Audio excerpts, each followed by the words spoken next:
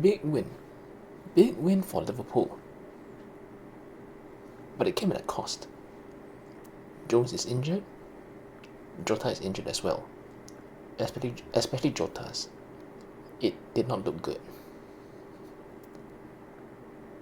Now Liverpool were quite dominant in this match, quite comfortable. They had most of the possession, they had lots of chances, they were cutting open Brentford's defense time and time again. They also hit some very fast counter attacks. And it was from a counter attack when Liverpool scored their first goal. Brentford had a free kick. It was played long forward into the Liverpool box. Liverpool cleared it. Now at this point, Brentford had just one defender back with Jota. So the clearance goes out, Jota wins the initial header, and Nunes latches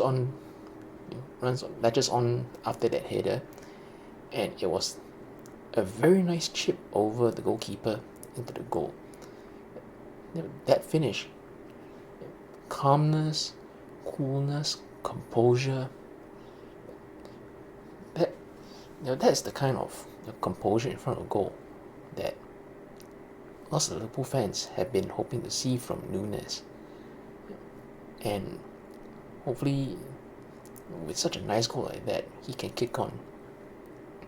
He has scored something like 12, 13 goals so far this season in all competitions, and hopefully he can continue scoring goals regularly. 2 goals, 3 goals. He has that talent. It's all about adding that composure to his talent, and I think this is a good start. A finish like that, it's not easy. Many players might have snatched at a chance or something like that. A chip finish like that, again, it takes a lot of composure to pull off. Now Brentford themselves, they also did have chances in the match. Again, they have good players who can cause problems for anyone, and indeed in that first half, Tony had some good chances. He had that shot that went just wide of the post.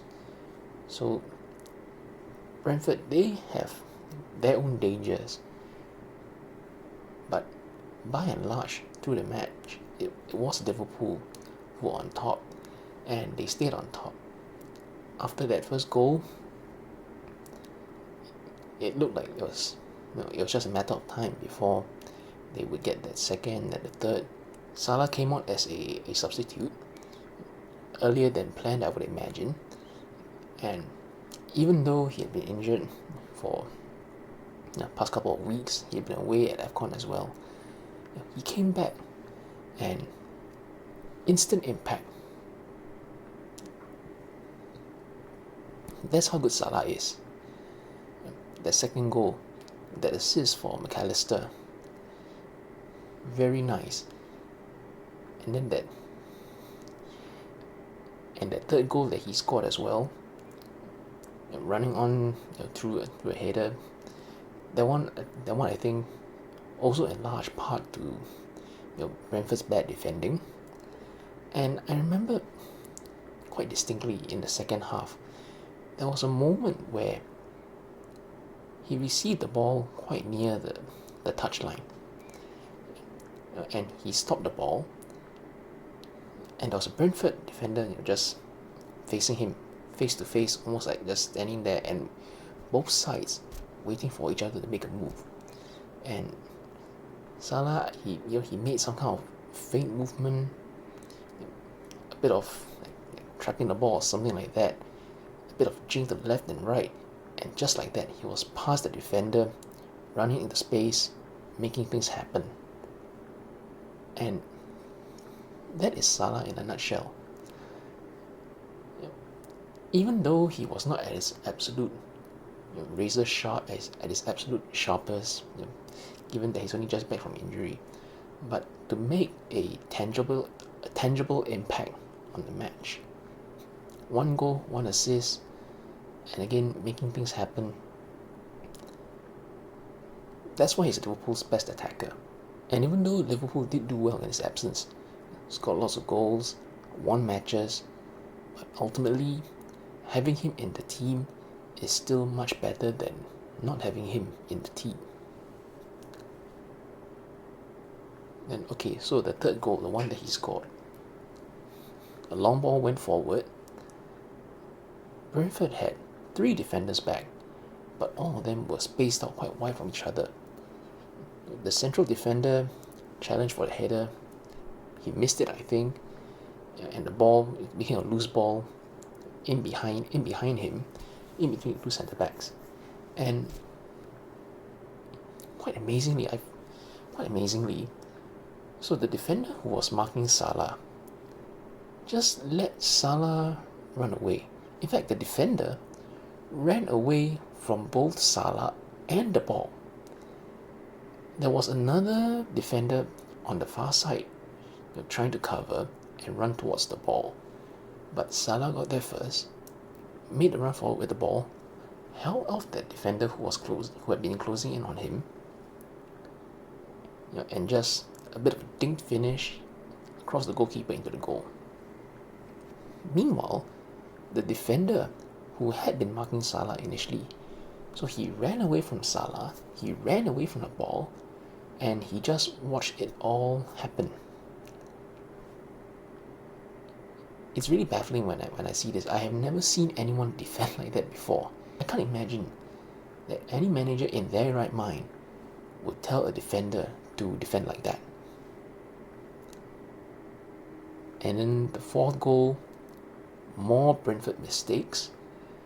A defender missing the ball when trying to clear it, and an air kick. Then another defender right after that also missing the ball when trying to clear it, and Gakpo with a one-on-one getting his goal. And I'm quite happy for Gakpo, him scoring this, because in the past few weeks when I watched him play, I had the feeling that he looked like a player who was bereft of confidence, someone who hasn't really had a good time of it lately. And a goal like that, even if it came because of defenders making unforced mistakes like that, giving him that open chance to score a goal is a goal. And for attackers, goals give them confidence. It's a morale booster, however it comes. And hopefully for Gakpo, him scoring this goal might be a good catalyst for him to be more confident going forward.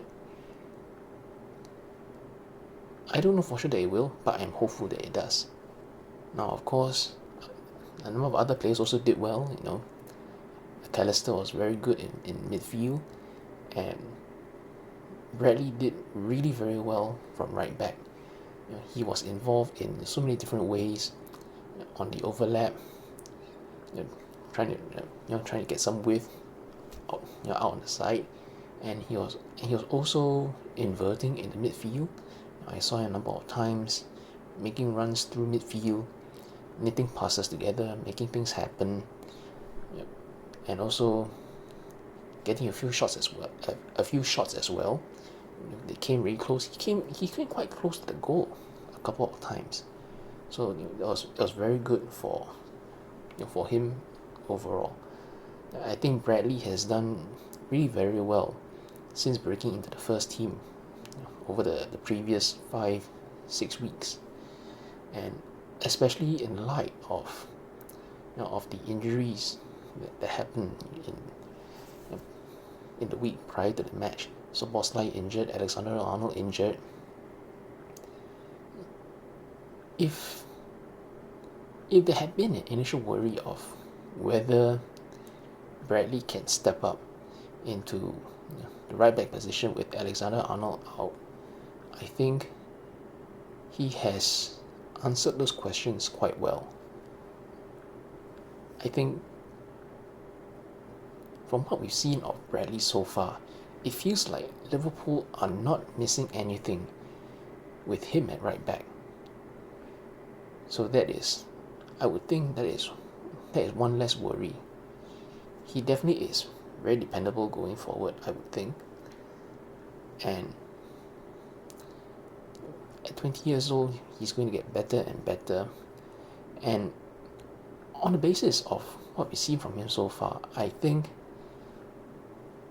there's a very good chance that he might get to start the cup final at right back. Now, of course, Liverpool again, yet more injuries, as if they haven't had enough yet. First, it was Jones. Jones hurt his ankle. On the slow motion replay, it looked as if he landed awkwardly on his ankle somehow. His weight shifted or something like that, hurt his ankle. It's a sore one. But then Jota's injury, it's a knee injury, and I saw the slow motion replay on that as well, and it looked really bad. He and the Brentford player were both challenging for a ball in the air. So Jota landed first, on a sitting position, and then the Brentford player landed on his leg, and that slow motion replay, his full body weight landed on the knee. It looked really painful. It looked nasty, and still have to wait and see on how severe it might turn out to be. Fingers crossed that it isn't that. Fingers crossed that it is not severe, but just the visual of it, it looked bad. It really looked bad. Just ouch. And then Nunes was taken off at halftime. Supposedly, I think might have been some kind of precaution, to protect him from any potential injury. I'm not sure. Liverpool's injury list is already long enough as it is, and just having those two more confirmed ones, Jones and Jota, that is already bad enough. Now this match, it did have the potential to be a real banana skin match, for a number of reasons. Not just the fact that Liverpool have had all these injuries, but also the fact that this had been a difficult place for Liverpool to visit over the past couple of years, ever since Brentford made it into the Premier League. Liverpool lost last season, and it was a 3-3 draw the season before. So Liverpool had yet to win away at this ground in the league. And again, with the players that Brentford have, they can cause problems for any team in the league. So for Liverpool to win with the margin that they did, and with the dominant performance that they showed, it was a pleasant surprise. It went a lot better than I had initially expected going into the match. And of course, with the win, they made that bit of a gap in the league table between themselves and Arsenal and Man City. And of course, now as I'm recording this, Arsenal had already won their match at Burnley 5-0, another dominant away win for Arsenal, following up from that 6-0 win against West Ham in the previous match week. And right now, as I'm recording this, Man City and Chelsea are still going on. Their match is still going on, and who knows who will win that match. So it was definitely an important win for Liverpool. Okay, every win is important, but for against an opponent at a ground where they hadn't done well before, this is sort of like getting over an obstacle that they had failed to get over previously. So that is very good. Now in midweek, Liverpool have their home match against Luton. Then after that, at the next weekend, it'll be the cup final against Chelsea. So now with the injuries that they had prior to the match, and now the injuries that have happened in this match, I think so the previous few days alone, Alexander-Arnold. Then Alisson also, he injured his hamstring. So quite likely he's going to be out of the cup final as well. And more than likely Jones and Jota. That's 5 players. 5 players in the first team. So Liverpool, they, not that it was easy before, but doing this the hard way or doing this the harder way, with players missing, and yet again, in some positions, having players missing, having the first choice players missing would have been a worry.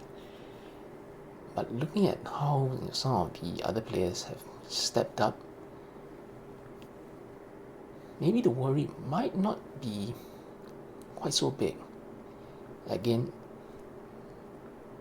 Bradley, especially because he is the most notable example of this in the past few weeks. Bradley stepping up at right back it eases one worry in that one position. Then at least other senior players are back available elsewhere. Robertson started this match; he's available. So there's one less worry. Salah is back and already straight away making instant impact. That's one less worry. So Jota being out does not help. Salah being back does help, and hopefully they still have at least 3 fit forwards. Diaz, Nunes hopefully will be okay. Salah is there, Gakpo is there. So I think all that should be fine. But anyway, Liverpool win this match 4-1. It's a good Saturday, and just relax and see how the other teams do.